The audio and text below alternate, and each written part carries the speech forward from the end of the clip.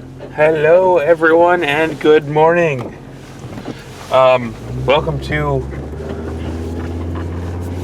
Tuesday. Yeah, we're gonna get started with the Tuesday. I have a presentation I have to go give today, so that'll be fun. Except for not really. So I have to go give that. But the problem with that is that I was going to wake up early to go. And I still woke up early, but we'll get there in a second. I was going to wake up early to go do work for my presentation, and I had my alarm set for 4:30 this morning. But the thing I woke up to was my father's phone ringing from the other room with his alarm set for 5:30 this morning. So something happened, and I don't know what the heck happened to my alarm, but for whatever reason, either it went off and I didn't hear it and I slept through it, or I turned it off and fell immediately right back asleep. And I've never done that before.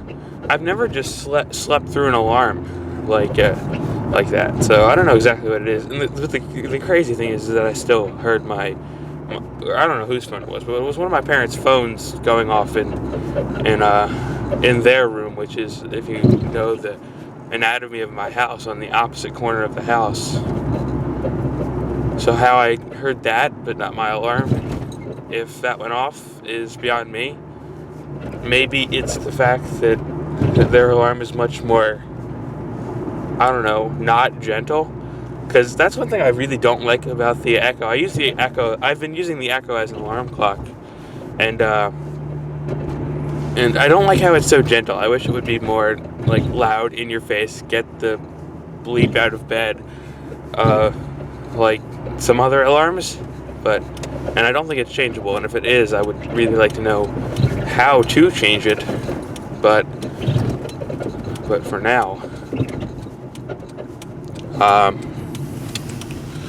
I don't really know what to do too much about it, because I've never slept through an alarm ever, and I've used an alarm for more than a year. Actually, more than 2 years, I think. And this is the first time I've ever slept through it. And I usually wake up to music when I've been using my old iPod alarm. I've shown it a lot in the videos. It's been in the background or whatever. It's the one that sits on top of my desk. That's usually my alarm, or not my desk, my dresser, with the little iPod in it, and that's usually my alarm clock. And it usually works, and it's never failed to wake me up before, because that thing is like battery powered and backed up to God knows where. What are these people doing?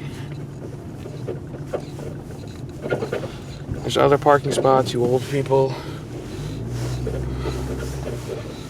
Especially because there's handicap spots too elsewhere. Anyway, old people aside, I've woken up to that alarm so many times before, and it's never failed me before. Because even if the iPod is dead, it'll go to the buzzer. If there's no power to the alarm, it has battery backup for both the buzzer. It's got like 3 sets of backups, because if the power fails, it's got 3 or 4 AA batteries in there, and then if that fails, it's got one of those small button batteries in there just to keep the time alive.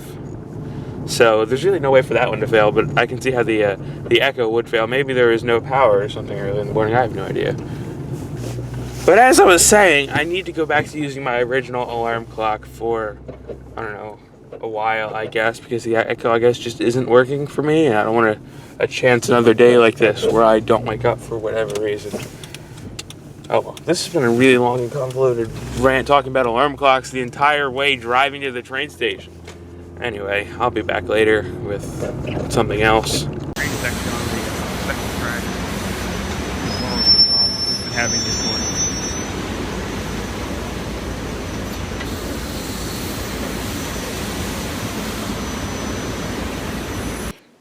Alright everyone, so it's later now, and if you're wondering what that last clip was, that was actually of me boarding the train, but it was on the second track. And that's because the wires, because the regular regional rails are powered by overhead wires, and the wires on the first track were actually knocked out of whack, so they had construction workers right on the edge of the station, and they were actually trying to fix it. as we were boarding. So they actually put us on the Amtrak track to board the train and ride it into Center City. Because the one 2 before mine that comes at 8:38 or something like that, it's later in the 8 o'clock hour. That one was canceled completely. The one before mine, the 9:13, was 25 minutes late, and mine was already like 10, 15 minutes late too. But whatever. More important thing is what happened after I got out of my classes, because Philadelphia is a giant slip and slide. That's really what it is, because after, or I guess during one of my classes, it started sleeting and freezing, and it basically turned all of Philadelphia into one giant slip and slide, and it's not fun. But it's not like there was snow there to protect you either. Like the last time it happened, it was all sleet, and it was all just freezing just right as it hit the sidewalk, and my entire walk back from my class, which luckily was only the equivalent of like 2 blocks or so, was actually very slippery. I'm lucky this wasn't yesterday where I would have had to walk back like 4 blocks. But yeah, it was pretty slippery, and the roads weren't much better. And of course, when I got back to my car, there were sheets of ice on the car too. But anyway, that's about it. Today has been a day. Tomorrow's another day. There's a ton of stuff forecasted on the way. I have a ton of work I need to do. But more importantly, PAX is at the end of this week, and that's what we've got to set our sights on. So, just a few more days to cope with before that happens, and have some stuff I need to get done before that happens as well. So, see you guys tomorrow for the day before PAX travel, actually. PAX is in... Is it midnight yet? It's close to it. PAX is in basically 3 days now. So, yeah, get excited. See you, everyone. Bye.